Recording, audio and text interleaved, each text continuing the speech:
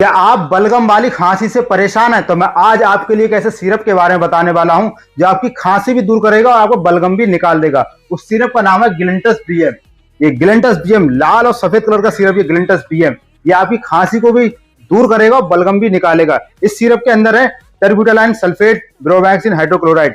टर्ब्यूटालाइन जो हमारी सांस की नली को साफ करता है और ब्रोमैक्सिन ये बलगम को पतला करके बाहर निकालता है। आप इसका यूज करके देखें अपने डॉक्टर की एडवाइस से और इसका रिजल्ट 99% इसका रिजल्ट बहुत ही बेहतरीन है। इसका इस्तेमाल करने से पहले अपने डॉक्टर की एडवाइस जरूर लें, कोई भी सिरप या दवाई लेने से पहले। वीडियो पसंद आई वीडियो को लाइक करें, शेयर करें और चैनल को सब्सक्राइब करें। मैं ऐसे ही आपके लिए वीडियो लाता रहता हूं।